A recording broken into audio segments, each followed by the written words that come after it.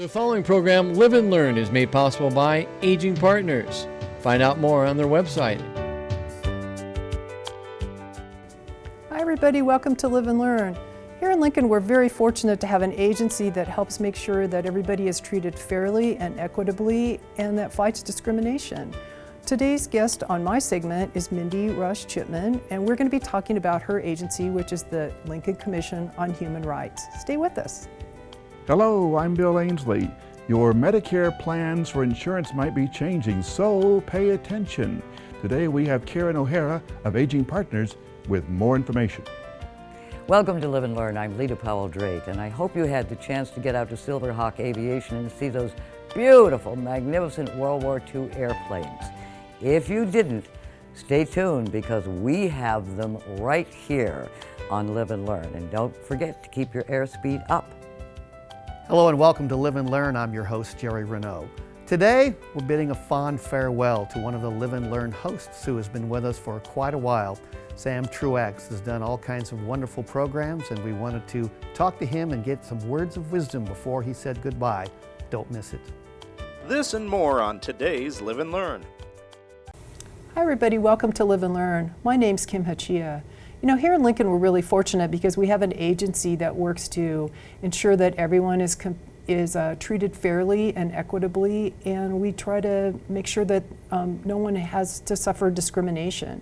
The agency director is here with me today. The agency is called the Commission on Human Rights, and the director is Mindy Rush Chipman. Welcome to Live and Learn. Thanks for inviting me, Kim. Yeah, thanks for coming. I really appreciate it. Give me kind of an elevator description of what the commission does and maybe its history and kind of the mission of the commission. Sure.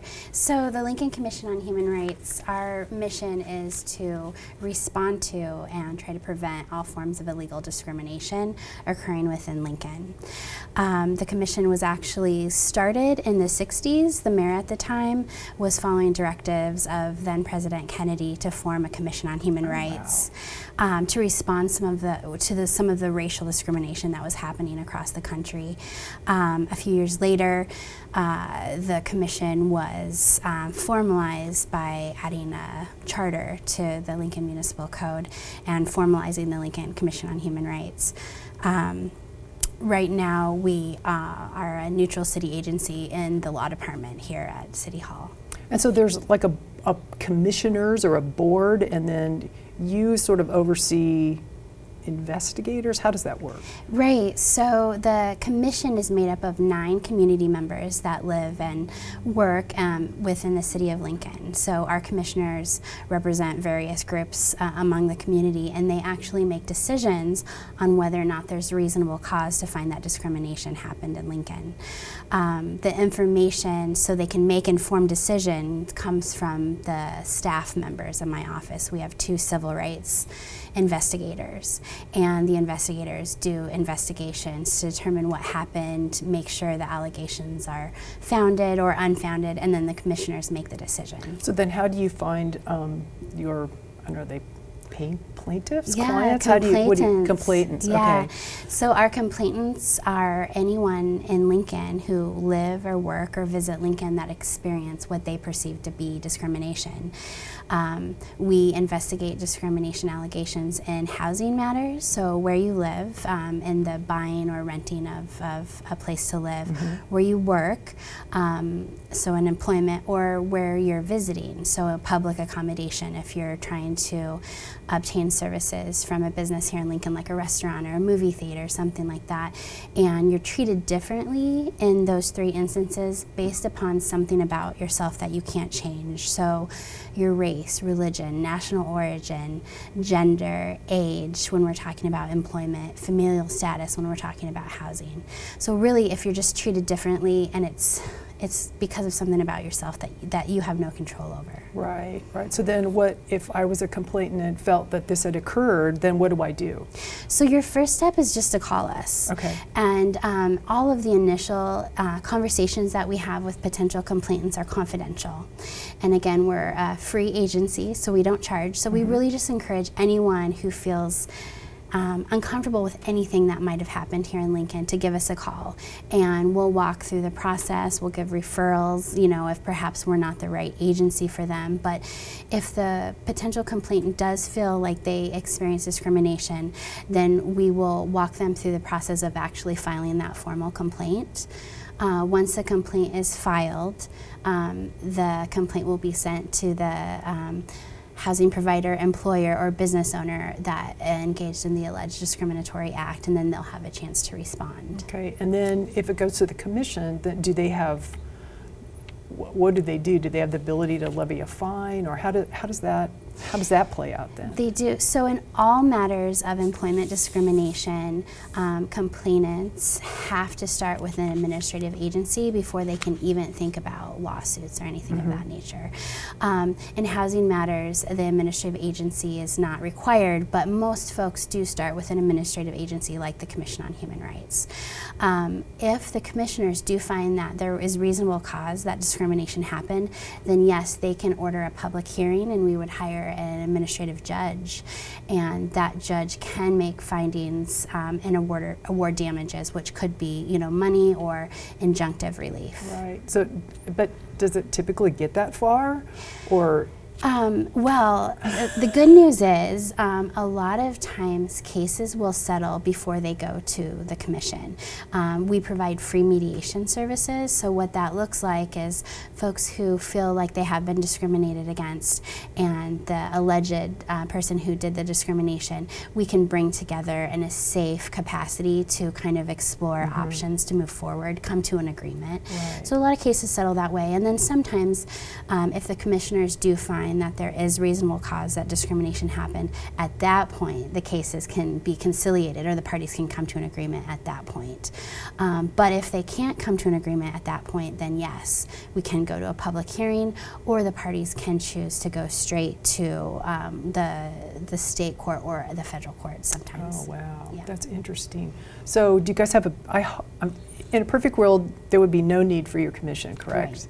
And so do you guys have do you consider it to be a big caseload, a small caseload? And are there trends that you're seeing in the types of cases that you're dealing with? I think that, so I've been at the commission for about 8 months, and I think one of the trends that we've seen more recently is an increase in housing discrimination cases.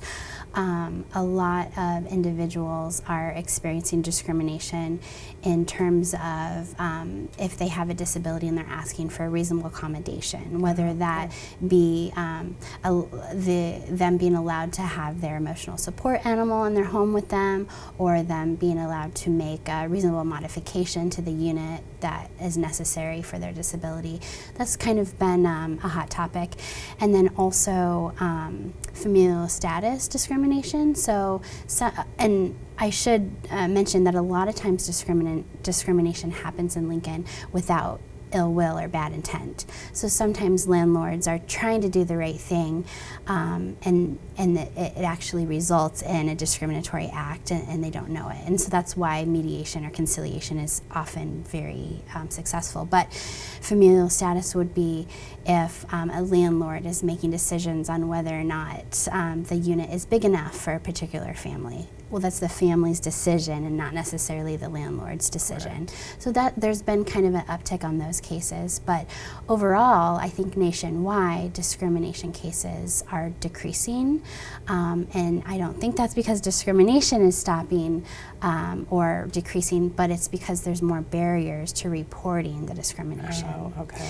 So one of the things the Lincoln Commission on Human Rights likes to educate about is you have protections. Reporting what you believe to be discrimination is a protected activity. Even if what you felt to be discrimination doesn't rise to the level of illegal discrimination, you're still protected to report that, and you can't be treated differently because you reported that. Right. So retaliation is oftentimes the most often type of case where there's reasonable cause found that discrimination happened is in retaliation cases. Right. I know you mentioned age discrimination, and that is that only in employment, or is that in housing? It's only in employment. It's only in employment, and it is for employees that are over 40 years old. Oh, that seems pretty low, but I know that that can happen. Yeah. And it's, I also know that age discrimination is apparently really hard to prove. Is that true? It is difficult to prove, but our investigators are very good at their job, and they also have subpoena power. So sometimes complainants think, well, I can't prove this, so I'm not going to report it. That shouldn't stop a complainant from calling us and talking to us and perhaps even filing a complaint, because our investigators can do interviews, they can request documents, they can do a lot of things to help prove that discrimination happened.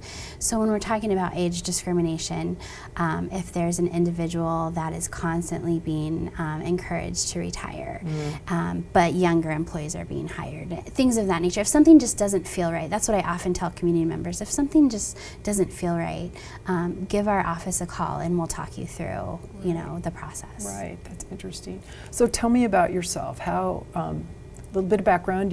You said you've been in the position 8 months. Yes. So tell me about Mindy. So I originally got interested in civil rights because I was a correctional officer at a maximum security prison that interested me into going to law school. After graduating from law school, I had my own solo private practice for a couple years, but I was really called to nonprofit work, poverty law, civil rights law. So I worked for Legal Aid of Nebraska for a period of time, and then most recently I worked for the Immigrant Legal Center, doing nonprofit immigration work, mainly working with survivors of domestic violence, serious crimes, and also children that had been abused, abandoned, and neglected. So it was really that work that kind of installed and drove my passion to help people who are sometimes more marginalized in our community. So you mentioned immigrants, and is immigrant status, is that a discrimination thing, or how does that play out? So that's a great question. So national origin is a protected class.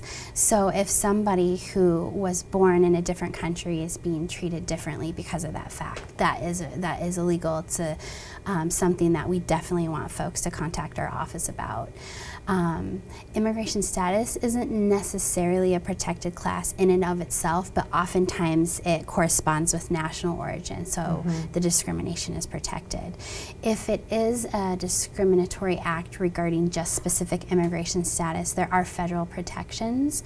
And so if for some reason our office isn't able to investigate, we will make sure that we refer that potential complainant to the right agency and walk them through the process. Sometimes though, it's really just educating an employer about the way the immigration process works. For example, if you're a refugee, but you have a work authorization card, if that work authorization card expires, your employer cannot fire you simply because your work authorization card expired, because as a refugee, you have inherent work authorization. It doesn't go away. Sometimes employers just don't know that. Right. And so coming to my office and allowing me to contact your employer or write a letter educating your employer about the way that, you know, the immigration system works and your work authorization as a refugee, oftentimes that solves the problem. Yeah, that's interesting. Yeah. Yeah. Wow. So you said you have how many investigators in your unit? So we have 2 senior civil rights investigators, and then we have an outreach coordinator. Okay. And then we have an administrative staff too. So hopefully when you come into our office, you are welcomed by lots of welcoming people. faces. Right. We have a bilingual English and Spanish speaker on staff, and also a bilingual English and Arabic speaker on staff. All of us really enjoy doing outreach and education. So at any point in time, your group or your organization can contact us and we can come to you and educate in more detail on things that are of particular interest to you and your group. I know you talked about the multiplicity of languages. Yes. And I guess this is the time to talk about, you guys have a new logo. We do. And you've redone your sort of informational brochures, and you told me they're in what, 7 languages? They are. So they're in English, Arabic, Spanish, Vietnamese, French, Karen, And Russian. And Russian. And so that's another thing. Your agency can contact us and we can drop off or send informational brochures, because sometimes it takes a couple touches before someone feels comfortable actually talking about discrimination that they might have experienced. So it's our hope that having our materials across the city will help in that regard. And I know you guys do an annual conference, and We do. who is that aimed at, and how could people find information on that? Yeah, so our conference, it's every year the third Wednesday in April. Okay. For the next several years, we're having it at Nebraska Innovation Campus, and it's really aimed at anyone interested in human and civil rights. So you don't have to necessarily be an investigator or an attorney to take advantage of it. We try to focus on a particular class on a yearly basis. So this year we focused on immigrants, refugees, and migrant workers. National origin is a protected class, and then in 2020 we're actually focusing on disability as a protected class. So anyone who's interested in learning more about disability, reasonable accommodation, reasonable modifications, emotional support animals compared to service animals, this would be a great year to attend in 2020. It's April 15th of 2020. Wow, you guys are really busy. Yeah, it feels like it. It feels like it. Yeah. Well, I find this fascinating, and I'm actually really interested in the whole topic of it and how people have gotten involved in this, and that the city of Lincoln is, it feels very proactive, and we feel like we're lucky to have a commission that's real active and engaged, and that we have such professional staff. I think that's fantastic. Yeah, I feel lucky to work for the agency, and we have amazing commissioners and amazing support within the city. Right. And so if people want to get a hold of you, I think we have on the screen the information on how to get a hold of Mindy and her fabulous team. Yes. And so anyway, well, thank you so much for being here today and letting people know about the Lincoln Commission on Human Rights. I always want to call it civil rights, but I guess they're kind of the same. They're kind of interchangeable. Yes. Yeah. Well, thank you very much. Thanks, Kim. I'm glad that you were here. And I'd like to remind our viewers that it's never too late to live and learn. Legal services are a part of the spectrum of senior services available through our 8 area agencies on aging. Attorneys can assist and educate seniors on consumer credit and debt collection issues, as well as help them plan ahead with advance directives. Attorneys can also help seniors with consumer fraud and financial exploitation concerns, and also guide them through government benefit issues. For more information, contact the Elder Access Line at 800-527-7249. Hello, I'm Bill Ainsley, your host for this segment of Live and Learn. I've heard it said that if you have your health, you have everything. We don't all have everything, and sometimes we get a bit under the weather or really sick and need our health insurance. Pay attention, because you need to know about the big changes coming soon to Medicare and other forms of insurance. With me today is Karen O'Hara of Aging Partners, and she can give us information about those changes. Karen, I want to welcome you to the program today. Thanks for having me, Bill. Karen, I know that some Medicare supplement plans are changing. Some aren't. People can keep the supplements they have already, even if they are in a plan that is closing. However, several supplements will not be open to new enrollees. This all sounds very confusing, so we need to get the people informed about what is what. Let's talk about what is changing. Some Medicare supplements are closing, and some aren't. Yes, starting in 2020, 2 Medicare supplement plans will be closing to new enrollees. Those would be Plan C and Plan F. I'll talk about this a little later, but I'm not talking about Medicare Advantage plans, just Medicare supplements. And I also want to reassure people that if you have Medicare supplement plan C or F, you can keep them. They're not going away. But people who are new to Medicare will not be able to purchase those 2 types of supplements. And what is the logic behind closing some of the plans? Well, the supplements that are closing, neither of those have deductibles. The concern was that if people don't have to pay a deductible, they'll run to the doctor for every minor ailment. Going forward, all of the Medicare supplements will have some type of deductible. Congress was hoping that by having people pay a deductible, that they won't use their Medicare supplements for every minor thing, and that the program would save money as a result. Our alphabet soup continues. We will start by talking about the popular Plan F. Would you explain what Plan F covers? Yes. So the Plan F covers all of the medical and hospital copays for your that are covered by Medicare. So it covers your Part A hospital coinsurances. If you need blood transfusion, it covers your coinsurances for that. It covers your Part B medical coinsurance. It covers your hospice and your skilled nursing facility coinsurances.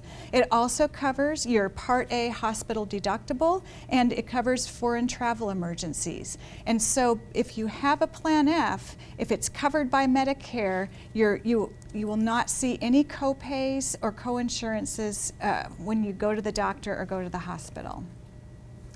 For the purposes of full disclosure, I tell you that I now have Medicare Supplement Plan F, which covers all of my Medicare copays. However, the premium has just taken a majestic leap of about 20%, so I might consider switching to another plan. Karen, what are the big changes to Plan F? Okay, well, Bill, like I mentioned before, Plan F will no longer be available to new enrollees after 2020. If you have a Plan F, you can keep it. However, once there are no new people joining a plan, we expect that the premiums are going to go up faster than the premiums for other Medicare supplements. Because of that, if you have a Plan F, you might want to look into changing to a different type of supplement. So I could keep Plan F if I was willing to pay the higher premiums, or I could switch to another plan. What do people have to go through if they want to change plans? Bill, if people want to change their Medicare supplements, they will have to go through medical underwriting. What that means is that if you want to get a different type of supplement, either through the same insurance company or through a different company, you will need to apply and be approved for that new supplement. You'll have to answer a questionnaire based on your medical history, and it's possible that you could be denied due to pre-existing conditions. Oh, wouldn't want to be denied. Yeah. If someone decides to change plans and is approved by the new insurance company, maybe they will go to Plan G. Yes, the Plan G is emerging as the most popular replacement for the Plan F. The Plan G covers your hospital and medical coinsurance. It covers your blood coinsurance, your hospice coinsurance, your coinsurance for skilled nursing facilities. It also covers your Part A hospital deductible. If your doctor charges more than Medicare will reimburse, the Plan G covers that, and the Plan G also covers foreign travel emergencies. Sounds like Plan G is pretty comprehensive. But what does Plan G not cover? The Plan G, the only thing that the Plan G does not cover that the Plan F does is the Part B deductible. At the time of this taping for 2019, that is $185 per year. So to reiterate, the Plan G covers everything that the Plan F does except for that $185 annual deductible. But it is often significantly cheaper than the Plan F. I'm talking about savings of $300 a year to up to $1,000 a year or more by switching to a Plan G and paying that annual $185 deductible. Once that deductible is met, your coverage is exactly like it is with a Plan F. That's quite a savings. So if someone has Plan F now, what other supplement plans might they switch to? Well, Bill, the Plan N is another popular replacement for the Plan F. The Plan N covers your hospital and medical coinsurances, your copays if you need blood, your hospice and skilled nursing coinsurances, and it covers your Part A hospital deductible. It also covers foreign travel emergencies. The Plan N does not cover your Part B deductible, that's that $185 a year, and if your doctor charges more than Medicare will reimburse, the Plan G covers that, but the Plan N does not. So you might see some smaller copays when you go to the doctor. The Plan N is a little cheaper than the Plan G, and it offers just a little less coverage. So right now there are 10 Medicare supplement plans, but soon there will be only 8 open to new enrollees. Well, we've talked about the most common plans F, G, and N. what other supplements are changing? Well, Bill, there is also a Medicare supplement called Plan C that is also closing to new enrollees in 2020. Not a lot of people have the Plan C supplement. I haven't seen very many people who are on that one. I want to make sure that people understand that I'm talking about a Medicare supplement known as Plan C. If you have what is called a Medicare Advantage plan, those are also known as Part C. The Medicare Advantage plans, Part C, are not going anywhere. I'm only talking about a lesser known Medicare supplement called Plan C. And like Plan F, it is closing to new enrollees in 2020. Medicare is really confusing. If you have Medicare parts and supplement plans, they're all labeled A, B, and C. The only ones that are closing to new enrollees are a couple of the supplements. So if you have a Medicare plan, that might be changing. Yes. But if you have a Medicare part, that's pretty much going to stay the same. Yes. Okay. So with all these alphabetical listings, it's hard to keep everything straight. So Karen, you mentioned the Advantage plan that we just did. What can you tell us about those plans? Okay, Medicare Advantage plans, also known as Part C, are privatized Medicare plans. If you join a Medicare Advantage plan, you're agreeing to have a private insurance company run your Medicare. The premiums tend to be lower than if you have Medicare with a supplement, but the copays and out-of-pocket costs are higher. I'm happy to sit down with people to discuss the differences in coverage between Medicare and supplements or Medicare Advantage plans, and that way people can make an informed choice and find a plan that suits their needs. So if you think we've covered all the types of health programs for seniors, you can guess again, because there's Social Security, there's Medicaid, there's prescriptions, and more.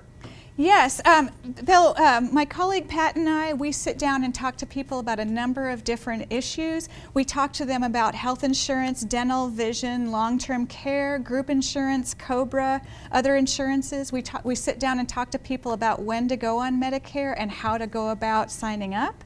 We talk to people about Social Security retirement benefits, Social Security disability, SSI. We talk to them about Medicaid, how we help them screen them to see if they qualify, and I or somebody at the agency can help them apply.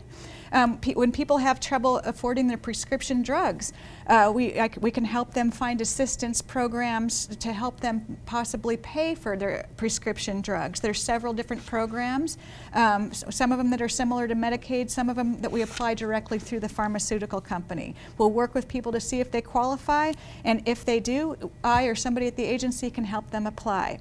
We do a lot of other things. We help people with homestead exemption to help them see if they can get all or part of their property taxes exempted if they're over 65 or disabled, 100% disabled veterans. There's a lot of programs that we can help people with, so feel free to give us a call and see if we can help you. Well, we can always use more information, such as right now, we don't know what all the Medicare premiums and deductibles will be for next year.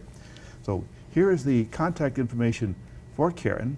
It's KARENO''HARA, Financial and Insurance, Aging Partners, 10050 Street, Lincoln, Nebraska 68508. Phone 402-441-7070, or email kohara@lincoln.ne.gov.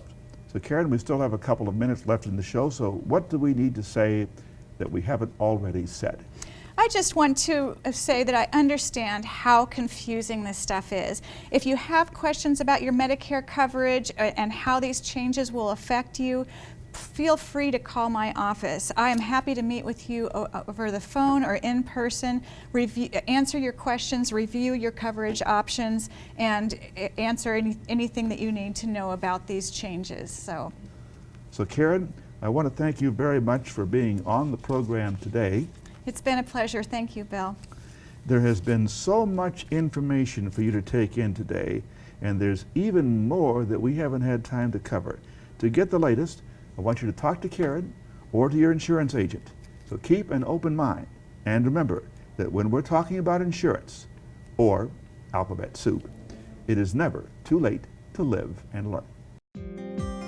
Hi, I'm Randy Jones with Aging Partners. Did you know that Lincoln expects a 75% increase in the number of seniors living in our community over the next 15 years?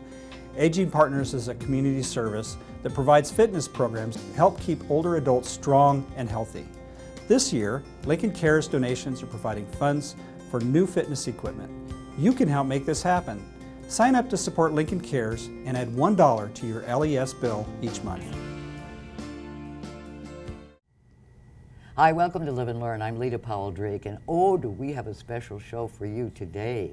I hope you had a chance to get out to the airport to see the World War II airplanes. They are fabulous, and we have an A&P, Aeronautics, and what does the P stand for?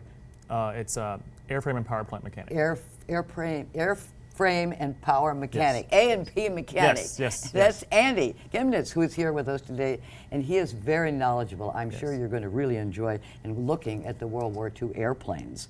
Now, let's take a look at some of the pictures of the beautiful planes that were out at Silver Hawk, and maybe you can explain the details. Sure. The fact that they have survived all these years and brought them back to life is really amazing. Yeah, it's truly incredible. I mean, we've got airplanes that are 60, 70 years old and they're still flying today. It's something that takes lots of time and effort and many volunteer hours. Most people who work on these airplanes aren't paid. It's all for just the joy of wanting to work on them and keep them flying. Well, it must have cost a fortune to actually bring these back. Yes. So that they're really flying again. Yes, yeah, the true restorations of them are truly expensive, but it's quite worth it, and we thankfully have a large following of people. What does Fifi stand for? Fifi was named after the wife of the first pilot/owner of Fifi after they restored her. Her nickname was Fifi, so they decided to name it after her. Well, and which is this one? This is the B-24 named Diamond Little. She was an early model B-24A. Never saw any combat action. She was damaged in an accident earlier in the war, so then she got sent back to Consolidated Aviation to be used as an experimental airplane. Oh, okay. Now look at the size of that thing. Now it was called the Liberator? Yes. Was that, yeah? Yes, the B-24 What did that Liberator. mean? I don't honestly know fully why they call it the Liberator, aside from liberating people is a good name to call it, but it had a couple other nicknames, but the Liberator was the primary nickname. Mm-hmm. Ooh! Look at the gunner. Yes, that'd be a 50 caliber gun in the nose of the B-24 there. Ooh, wow, that's frightening. Yes, it is. It is. Yes. I bet it cost a fortune to take these old planes and bring them up to speed so that they're still flying. Yeah, the maintenance costs are really outrageous sometimes. Just because lots of this stuff doesn't exist anymore. Parts are hard to find. Things have to be custom made sometimes. But it's all worth it, really. And look at the size of that tire. Yes, they're very large. Now, what's the horsepower? It's around 2,200 horsepower per engine, which is a lot. And back in the day, it was an unreal amount of horsepower. That was my goodness.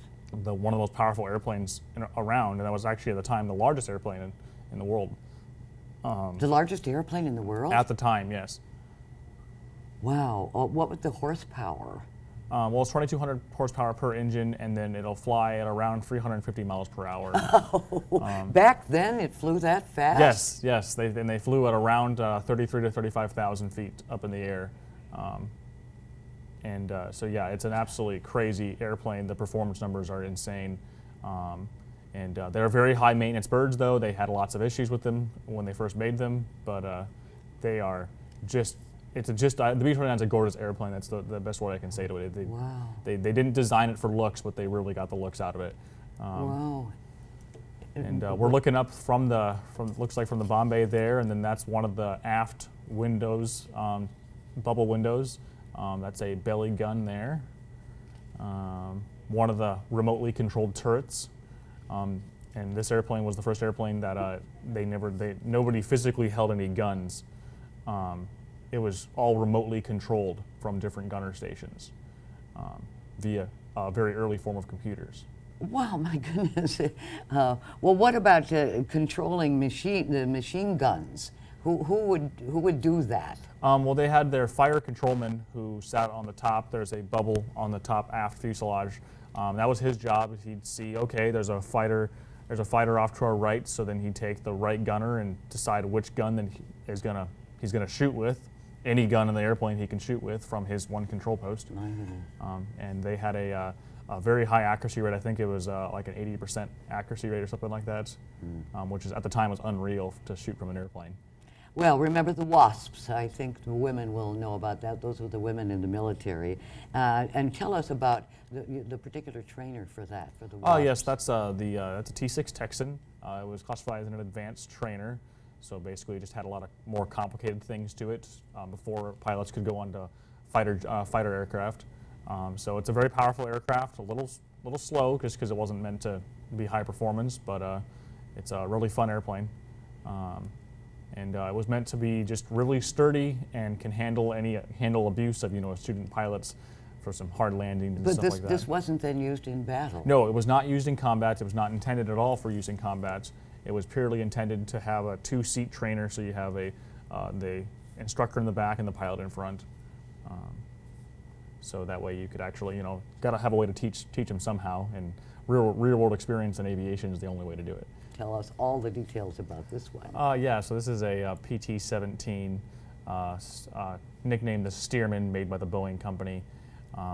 Really hardy airplane. It looks quite, in what today's case we would call archaic, but it's a very sturdy airplane. It was used as a open cockpit. Yes, open cockpit. Oh my goodness. Yeah, it's a little windy in there when you're flying, and cold also if it's not great weather outside. But this was called this is a basic trainer basically. So it was a simple airplane to fly, very forgiving, and you can see that it's an older style engine. I was worried about the dirt getting at the front of it. Oh, don't worry about it. No, don't worry about that. They have air. Okay, and the shocks. Oh, we got the shocks yes, up there. Yes. Very hardy airplane to fly. Very, very basic though. It doesn't even have a starter motor on it. Those little stuff on the left side there, you can see that's to crank the engine up with a spring system. So it's a very, very rudimentary airplane, fabric covered. It's not covered in sheet metal for the most part, minus a few places. So it was meant to be just a simple, hardy airplane to just handle whatever you tossed at it and teach anybody, really.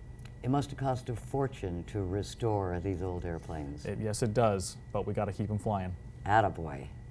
Well, you are so knowledgeable about aviation. Right. What drew you to it?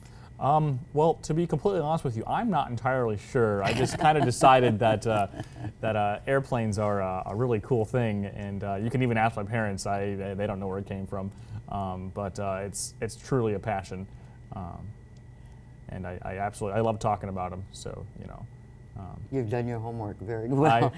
I try. Well, I wanted to look at the one that the women flew. That was the tail dragger. Yeah. Because the women. Some got the opportunity to fly. Nobody in combat, though, right? No, not that from my understanding. No, there was no women in combat, but they were used to fly the said aircraft, bombers, and fighters from America up through Canada, Greenland, and then over to England. So that way, the boys fighting over in Europe would have more airplanes to fly, and the latest and greatest. Had to get them over there somehow. Well, Andy, you are amazing. I mean, not really only in terms the of fixing the airplanes, but in talking about them in the history. That's been very, very helpful to us. Remember, it's never too late to live and learn more about World War II and the wonderful airplanes out at Silverhawk Aviation. Our thanks to you. You did a great job. Thank you. Love the opportunity. Legal services are a part of the spectrum of senior services available through our 8 area agencies on aging. Attorneys can assist and educate seniors on consumer credit and debt collection issues, as well as help them plan ahead with advance directives. Attorneys can also help seniors with consumer fraud and financial exploitation concerns, and also guide them through government benefit issues. For more information, contact the Elder Access Line at 800-527-7249. Hello and welcome to Live and Learn. I'm your host, Jerry Renaud. Today we have a very familiar guest. His name is Sam Truax. He has been a host here on Live and Learn for quite a while, and he has decided that things are changing in his life, and he is leaving the program and he is moving to Texas, and we thought we couldn't possibly let that happen without getting some of his words of wisdom one more time before we go. So Sam Truax is here with us. Sam, thank you so much for being with us. Pleasure to be here on this side of the table instead of on the host side of the table. Yeah, you were saying you think it's going to be easier over there. That's right, it's easier. And I don't really think it's going to be easier, but we'll see where things go. So, Texas. Some people will say, well, he must be crazy. Tell us about Texas and what you're going to do in Texas. Essentially, one of my careers was in Texas, and I retired from the oil and gas industry before the military transferred me to Nebraska. And so my kids and grandkids are there. I have property there and a business there. And so when I came to Nebraska, and I came to Nebraska because the military transfers you to your enlistment station. Oh. And so I hadn't been here for 25 years, but the military transferred me here, so consequently, I'm a Nebraskan. Yes, you are. So you have a ranch. Tell us a little bit about the ranch, because I think this is pretty fascinating. Not only you have cattle, but you have a lot of other pretty interesting things going on there. Yes, we partner with the U.S. Fish and Wildlife on that particular ranch because we have an endangered species there. That would be the golden-cheeked warbler and the black-capped vireo that I'm abutting the Balcones Canyonlands Wildlife Management Area, which is 21,000 acres that the government has to protect those birds, and I have some of the habitat on my ranch, so they work with me also in doing that. So I'm just as interested in the habitat as I am in the cattle, which I like the cattle too. But interesting thing about the cattle, the last batch of cattle I sold, I got $1.28 a pound for them. Since then, Beyond Meat has come up. Burger King has Impossible Whopper that's all vegetarian. Right. And the IKEA's famous meatballs have become vegetarian, and the cattle prices are now $99 up, or $99 a hundred. Right. So that would be $30 a head that I would not get if I were actually depending on my cattle for a living. Right. So consequently, that's But we do want the meat out there. So yeah, that's how economics change, though. It's really interesting that you try and keep up with all that. Yeah. So, well, let's talk about some changes in some other areas. Let's talk about the Live and Learn. You've been a host for a long time. What was it that went through your head when you went, gee, you know, I think I'd like to give television a shot after the military and yes, working in Texas? Yes, I retired Texas? from the Army National Guard. I was the chief engineer for the Army National Guard at the time. And so I was an engineer and not really exposed to showbiz. Like, you have good exposure in that area. Yeah. But Don Gill was a longtime baseball announcer and radio personality here in Lincoln. He retired from Live and Learn, so they had an opening. So I thought this was a nice thing to try. It's different, and it'll keep me active. And so in 2011, I took his place, basically. It was an honor for an inexperienced, introverted kind of guy like me to take Don Gill's place, really. And so, yeah, there's a photo of some of the, that must have been early, about 2012, yes. Somewhere in there. Yes, that's a little bit after that we started, but yes, those are some of the original hosts that I worked with in 2012 and beyond. Harlan Johnson is one of them that's Right. really a really community-minded guy that has since passed, but they all do good work. Yeah.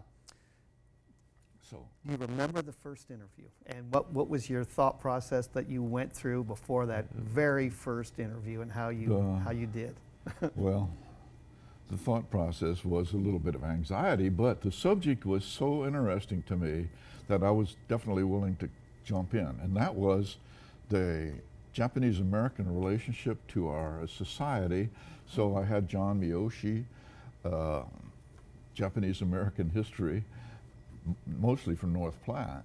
His family had gone through the Second World War period where a lot of the Japanese Americans were interned so that they wouldn't, collaborate with with Japan. And the people of North Platte actually objected to the government trying to intern that family. And so there was a lot of interesting prejudices and diversities in the society. And so that was one of my most interesting interviews, and it happened to be my first one also. Yeah, that was a pretty complicated piece to try to get all of that out. What Yes. are some of the other programs that you remembered? You sort of set me a list of some real interesting ones. The programs I would like to present to our more mature citizens is the activities such as Lita Powell Drake would present horseshoes and pickleball, and I presented biking and some other activities like that. Yeah. And it's the objective being to try and stimulate the mature citizens to stay active, physically and mentally both, because inactivity and disassociation with society kind of leads to depression and not as interesting a life. And one way to overcome that is physical activity. So, are you seeing? Do you think that's sort of changed a little bit over the the times that you've been here and seen that? Are older adults getting more involved? Do we, they have Aging Partners has the classes and people are doing all of that? I think there is a little bit of advancement, but Aging Partners is very great at stimulating that. In as much as we have Aging Partners has the gymnasium where people can do physical stuff, and they have the mental stimulation programs that people can participate in and things like that.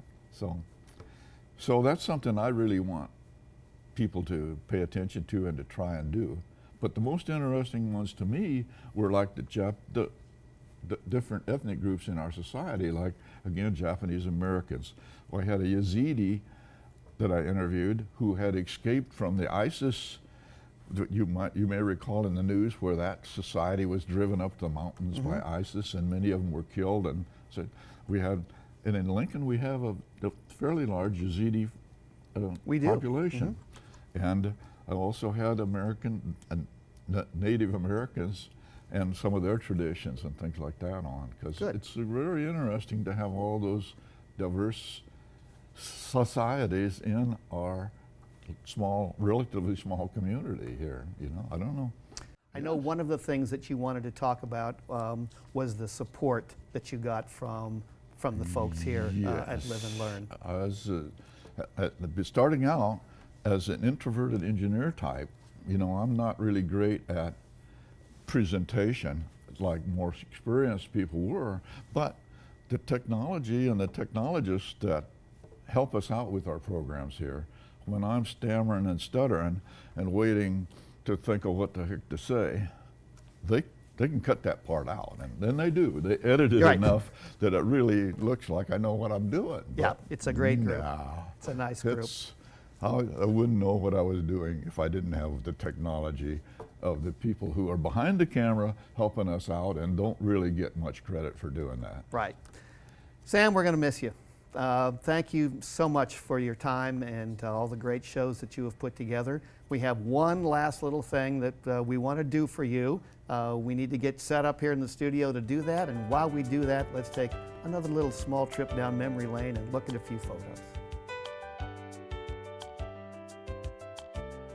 All right, we are back in the studio. We have set everything up. We have invited Lita Powell Drake to come in. She claims she's in good voice for us today, and But I don't have a microphone. No, we can hear you well enough, Lita. I don't think that's a problem. We're going to sing Sam one song, and it's one that you know, popularized by Roy Rogers and Dale Evans. So I'm sure you've heard this song before. Anybody's welcome to sing along. We beg the camera crew, but so far it's just me and Lita. So good and loud, Lita. Here we go. Happy trails to you until we meet again. Happy trails to you. Keep smiling until then. cares about the clouds when we're together?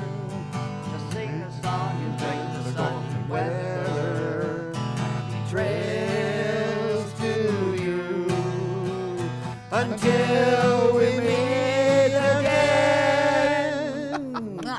Sam Truex, we're going to miss you. Thanks so much for all of your help and all of your service Thanks over for that the years. great music. Thanks for Might all of be you good I for forgot tuning my in hearing today. aid. And remember, it's never too late to live and learn. There you go.